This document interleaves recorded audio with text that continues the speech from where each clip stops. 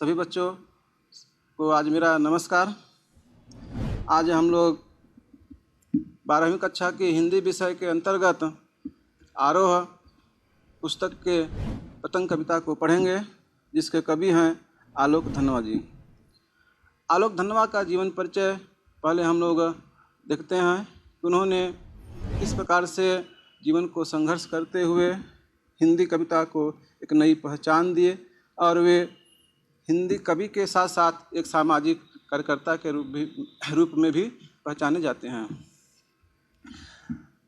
आलोक धनवा जी का जन्म 2 जुलाई 1948 को बिहार के मुंगेर जिला के अंतर्गत बेलबिहमा नामक गांव में हुआ था। आलोक धनवा जी को सबसे पहले इन्होंने बहुत अधिक कविता नहीं लिखे। जो भी कविता इन्होंने लिखा वह हिंदी साहित्य को एक नई पहचान दिए, एक नई ऊंचाई दिए। इन्होंने अपनी कविता के अंतर्गत सामाजिक बुराइयों को, जैसे मानव के आवाज़ को मानव के रूप में प्रदर्शित करने का प्रयास किया। राजनीतिक क्षेत्र में भी फैले बुराइयों पर इन्होंने करारा व्यंग किया है और शोषण के खिलाफ इन्होंने, चाहे स्त्री हो या मजदूर हो, सभी के लिए इन्होंने शोषण के विरुद्ध आवाज़ उठाई है। इनकी कविता में प्रमुख उसके स्वर रहे हैं। सबसे पहले अगर अब देखा जाए तो आलोक धनवा जी बहुत अधिक कविता नहीं लिखे, लेकिन जो भी कविता इन्होंने लिखा वह बहुत चर्चित रही, बहुत प्रसिद्ध रही। जिसमें इनकी कुछ कविता हैं बुरुबों की बेटियां, कागज़ के जूते, पतंग। ये बहुत लंबी कविता है पतंग। आज उसी पतंग कविता को हम लोग पढ़ेंगे। इनकी एकमात्र काव्य संग्रह है दुनिया रोज़ बनती है, जो 1978 में प्रकाशित हुई और इससे इनके हिंदी साहित्य में एक नई पहचान हुआ और एक नई हिंदी साहित्य को एक नई ऊंचाई दिए। कविता को एक नया आयाम प्राप्त हुआ। अगर आलोक धनवा जी के साहित्यिक विशेषता देखा जाए तो इन्होंने एक सामाजिक चेतना को लेकर के कविता को लिखे। सामाजिक कार्यकर्ता के रूप में पहचाने जाते हैं। आज भी इनकी कविता, आज भी इन्होंने समाज से जुड़ करके ही कार्य कर रहे हैं, जिसमें समाज में फैले हुए बुराइयों का, समाज में फैले हुए अंधविश्वास का इन्होंने बहुत ही सटीक, बहुत ही सुंदर ढंग से व्यक्त किया है। हाँ बच्चों, आज हम पतंग कविता को पढ़ेंगे। पतंग कविता बहुत ही लंबी कविता है। पतंग के कविता के 3 खंड हैं, जिसमें सबसे तीसरी खंड को हम लोग हमारे कोर्स में रखा गया है। उस कविता को हम लोग पढ़ेंगे। आइए देखते हैं पतंग कविता। सबसे तेज बौछारे गई भादो गया, सवेरा हुआ खरगोश की आंखों जैसा लाल सवेरा। शरद आया पुलों को पार करते हुए, अपनी नई चमकीली साइकिल तेज चलाते हुए।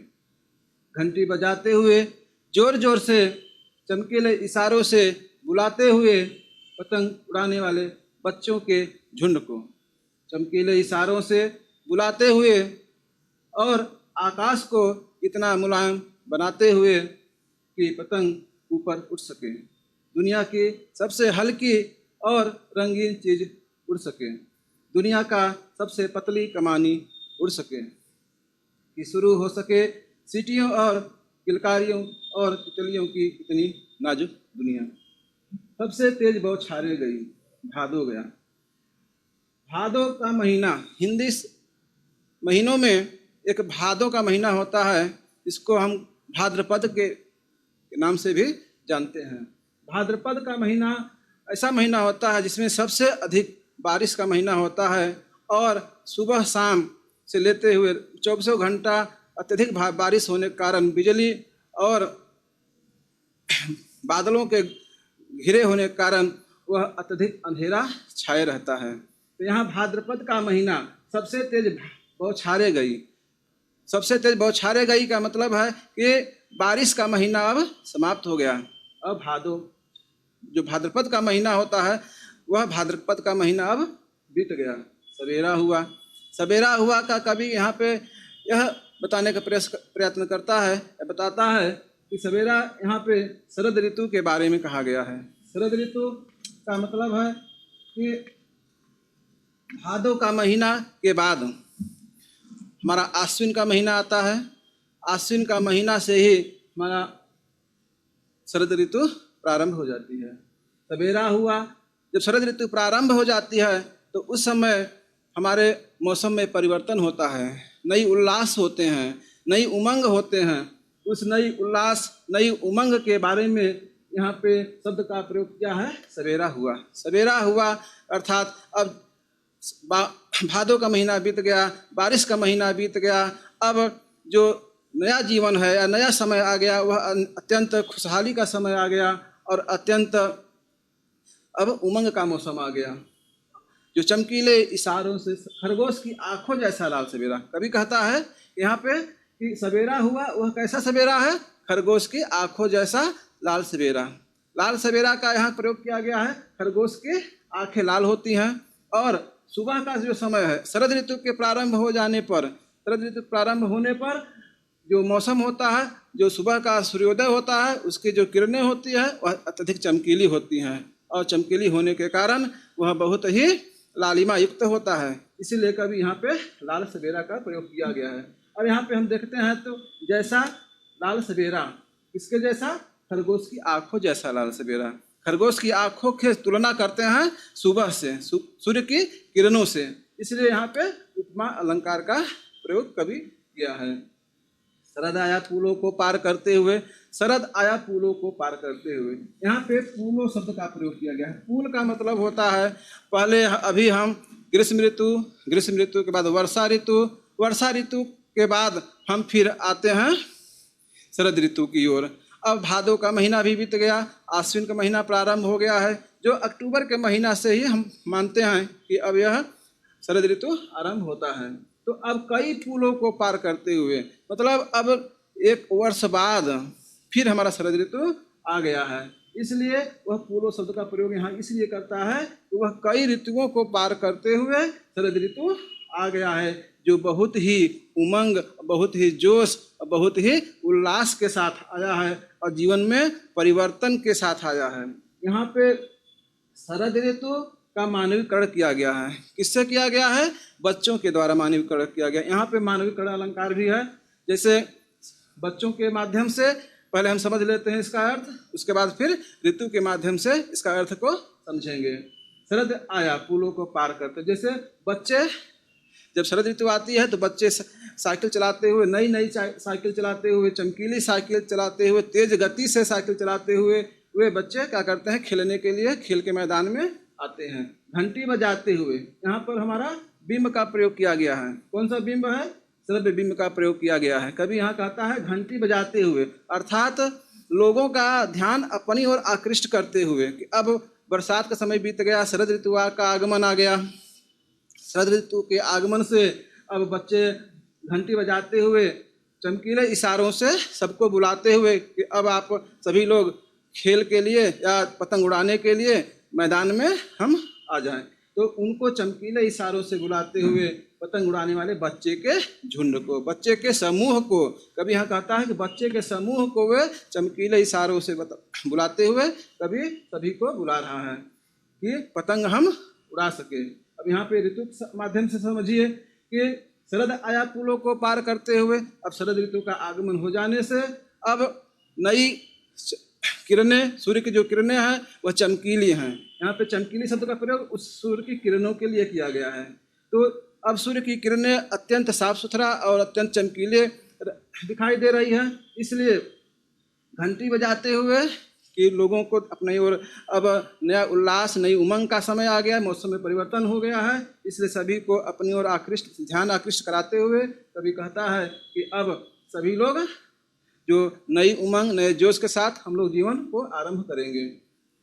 चमकीले इशारे से बुलाते हुए और आकाश को इतना मुलायम बनाते हुए, यहाँ पे आकाश शब्द को मुलायम बनाते हुए का मतलब क्या अर्थ है कि कभी यहाँ पे यह कहना चाहता है कि आकाश को अब क्योंकि अब मौसम में परिवर्तन हो गया है। शरद ऋतु आने पर, शरद ऋतु के जैसे ही आगमन होता है, मौसम में परिवर्तन के साथ थोड़ी हल्की हल्की ठंडी प्रारंभ हो जाती है और वर्षा का समय समाप्त हो गया है और पतंग उड़ाने के योग्य अब मौसम बन चुका है।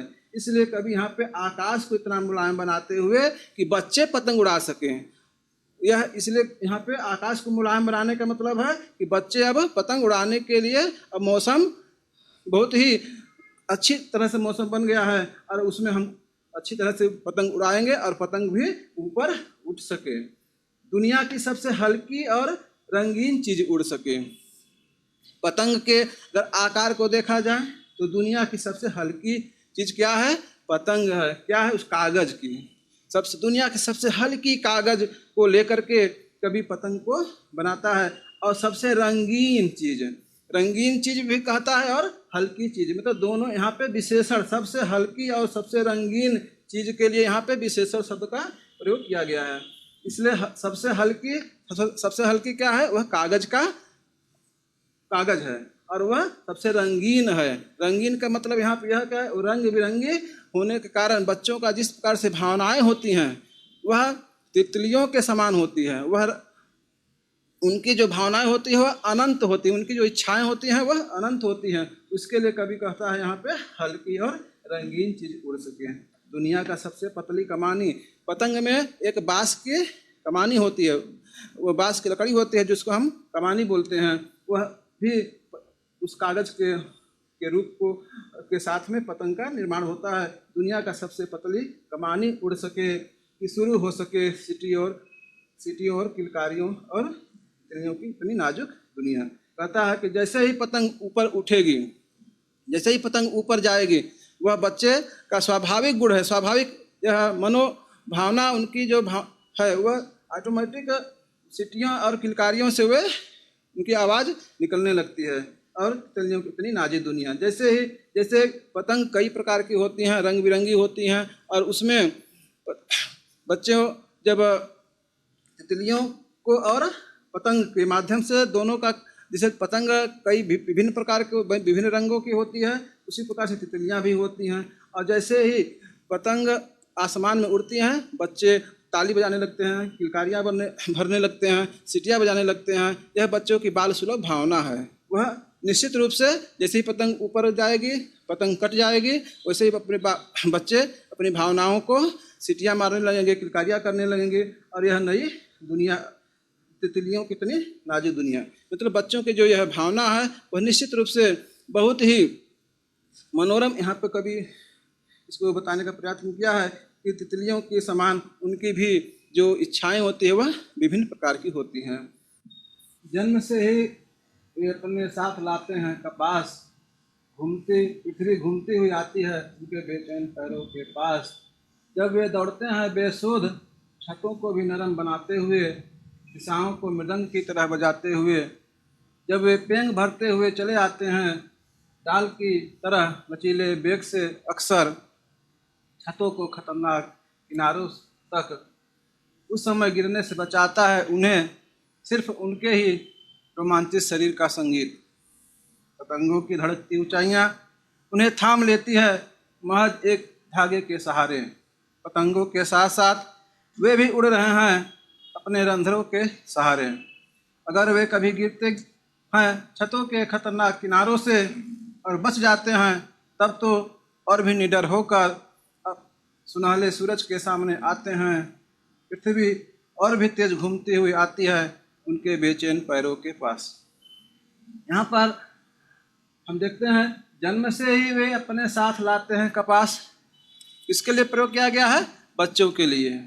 बच्चों का जो शरीर है जन्म से ही वे कपास की तरह, कपास शब्द का प्रयोग इसलिए किया गया है कि वह कपास किसका प्रतीक होता है? मुलायम और हल्केपन का। तो यहाँ पे बच्चों का जो शरीर है वह भी उसी प्रकार कपास की तरह ही हल्का और मुलायम होता है। इसलिए यहाँ पे जन्म से ही वे अपने साथ लाते हैं कपास। जब हम पृथ्वी घूमती हुई आती है उनके बेचैन पैरों के पास। बच्चों की जो इच्छाएं होती हैं वह अनंत होती हैं, उन्हें बाल सुलभ भावना है। यहाँ पे कभी उनके भावनाओं को दिखाने का प्रयत्न किया है। कवि कहता है, जब पृथ्वी उनके बेचैन पैरों के पास आती है, अर्थात बच्चों की जो इच्छाएं हैं वह अनंत होती हैं और उसको पाने के लिए बच्चे हमेशा पूरे पृथ्वी की को ही ऐसा लगता है कि वे अपने पास बुलाना चाहते हैं, अर्थात संसार की सारी वस्तुएं उनको उनके पास होनी चाहिए। मतलब उनकी इच्छाएं अनंत होती हैं। और बच्चे का जो शरीर होता है वह बिल्कुल कपास की तरह मुलायम और कोमल होता है, जिससे कि जब वे दौड़ते हैं बेसुध छतों को भी नरम बनाते हुए।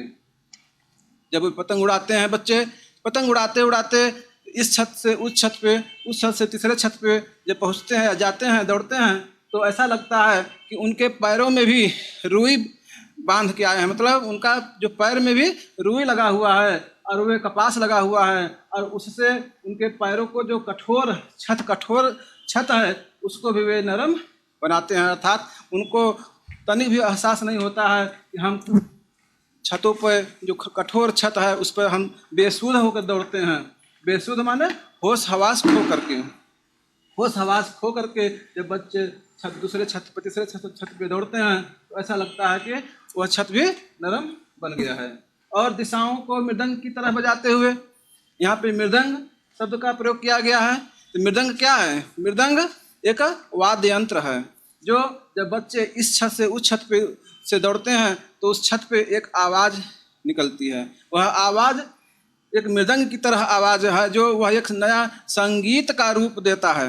एक नया वाद्य का जो मृदंग, ढोलक को भी कहा जाता है, लेकिन ढोलक के ही तरह एक वाद्य यंत्र होता है जिसको हम मृदंग कहते हैं। उस तरह से जो थप थप की जो आवाज़ सुनाई देती है वह ऐसा लगता है वह दिशाओं में, मतलब चारों दिशाओं में जब बच्चे दौड़ते हैं वह एक संगीत का माहौल बन जाता है और वह बच्चे जब पेंग भरते हुए चले आते हैं। कभी कभी जब पतंग उड़ाते उड़ाते बच्चे जब पतंग उड़ाते हैं तो वे कभी कभी अपने आप को भी भूल जाते हैं कि हम किस स्थान पे हैं, कहाँ पे हैं, किस अवस्था में हैं। तो अक्सर हम देखते हैं कि वह जो पेंग है, जो डोर है, वह लचीलापन होता है डोर में, और यहाँ पे डाल की तरह लचीले वेग से। कभी इसका कहने का तात्पर्य यह है कि डाल भी लचीला होता है। किसी वृक्ष का डाली को अगर हम खींचते हैं अपनी ओर और फिर उसको छोड़ देते हैं तो वह फिर उसी अवस्था में चली जाती है। तो उसी तरह से कभी कभी जब बच्चे छतों के खतरनाक किनारों पर पहुंच जाते हैं तो उनको कौन बचाता है? वह डाल रूपी डोर। वह डाल रूपी डोर ही उनको, क्योंकि वह लचीला है, उसी के सहारे बच्चे क्या करते हैं कि थामे रहते हैं उस डोर को, और कभी कभी छतों के खतरनाक किनारों तक वे पहुंच जाते हैं। उस समय उन्हें कौन गिरने से बचाता है? वही डाल रूपी डोर। वही उनको थाम लेता है और वही उसको थाम करके उनको गिरने से बचा लेता है। सिर्फ उनके ही रोमांचित शरीर का संगीत, जब बच्चे पतंग उड़ाते हैं या खेलते हैं तो वे एक नई धुन में, संगीत शब्द का प्रयोग किया गया है इसलिए कि वह एक संगीत में धुन का प्रयोग, मतलब बच्चे अपने धुन में खेलते हैं। वे यह नहीं समझते हैं कि हम किस अवस्था में हैं, किस स्थान पे हैं, और वे अपने आप को भी भूल जाते हैं। तो उनके शरीर में एक रोमांचित, माने एक जोश रहता है खेलने का, एक उमंग रहता है। जैसे शरद ऋतु का परिवर्तन हुआ, शरद ऋतु का नया आगमन हुआ तो मौसम में परिवर्तन हुआ, और उन मौसम में परिवर्तन होने के साथ सभी के लोगों में एक नया उमंग, एक नया जोश दिखाई देता है। उसी तरह से बच्चों में भी जब वे पतंग उड़ाते हैं या खेलते हैं तो उनके शरीर में एक जोश, एक उत्साह रहता है। उसी संगीत के, उसी के लय के, उसी धुन में वे हमेशा पतंग उड़ाते हुए रहते हैं और कभी कभी अपने आप को भी भूल जाते हैं। पतंगों की धड़कती ऊंचाइयां उन्हें थाम लेते हैं महज एक धागे के सहारे।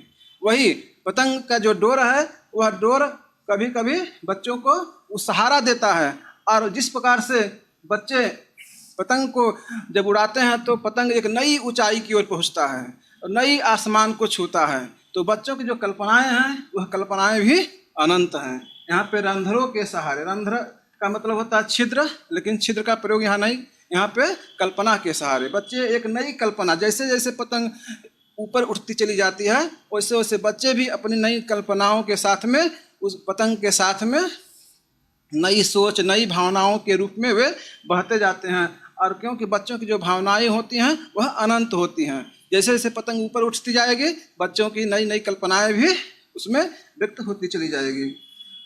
अपने रंध्रों के सहारे नई कल्पनाओं के साथ चलते हुए ऊपर उठते जाते हैं।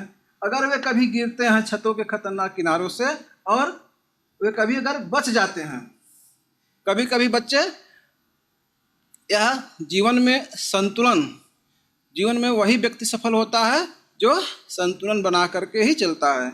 इसलिए यहाँ देखिए, बच्चे कभी कभी खतरनाक किनारों से बच भी जाते हैं और कभी कभी खतरनाक किनारों से गिर भी जाते हैं। तो गिरने से तात्पर्य क्या है कि उनमें जब गिरते हैं तो उसमें वह डर, वह जो उनके अंदर भय होता है, वह भय फिर दूर हो जाता है, और वह भय दूर होने से उसमें फिर एक नया उत्साह, एक नई उमंग के साथ में वे फिर कार्य करने के लिए तैयार हो जाते हैं। अगर वे कभी गिरते हैं छतों के खतरनाक किनारों से और बच जाते हैं, कभी यही बताने का प्रयत्न करता है, अगर वे कभी कार्य करते या खेलते हुए छत पर घूमते हुए या पतंग उड़ाते हुए वे कभी गिर गए और बच जाते हैं, तो उनके अंदर का जो भय है, जो डर है, वह निकल जाता है, और वे फिर नए उत्साह के साथ में, नए जोश के साथ में फिर वे समाज के कार्यों में लग जाते हैं। यही बच्चों की जो अंदर जो डर होता है, वही डर अगर निकल गया तो वे जीवन में सफल हो जाते हैं। क्योंकि जो व्यक्ति या जो बच्चे अपने जीवन से संतुलन बनाना सीख जाएंगे, वे निश्चित रूप से सफलता की ओर पहुंच जाएंगे।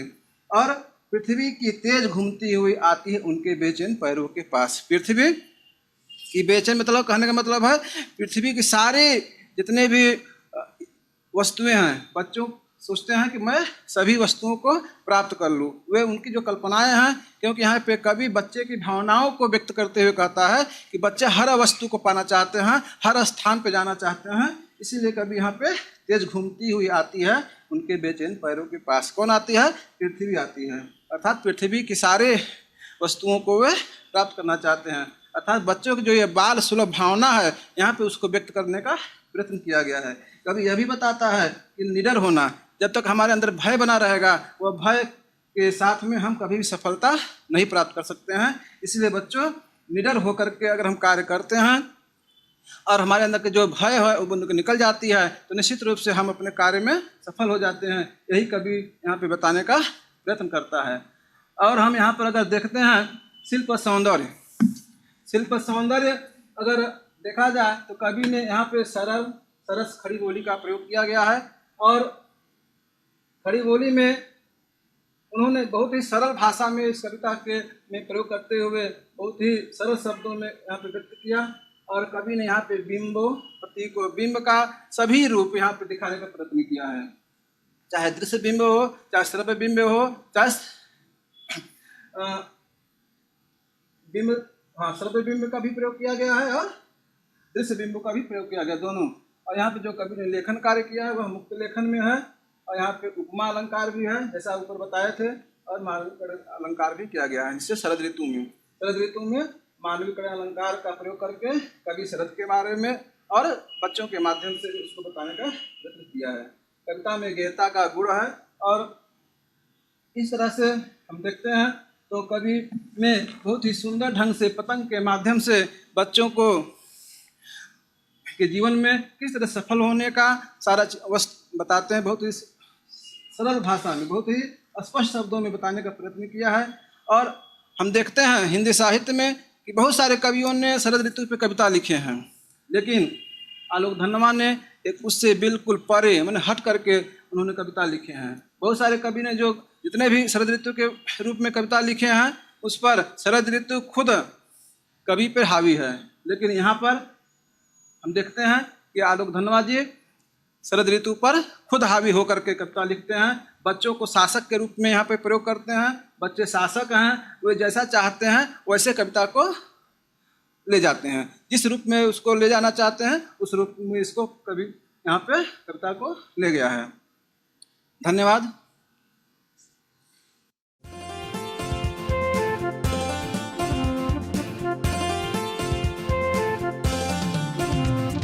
जिंदगी की नई पाठशाला, नई जिंदगी की नई पाठशाला। जीने का तरीका सबका अब है बदलने वाला, जीने का तरीका सबका अब है बदलने वाला। नई जिंदगी की नई पाठशाला, नई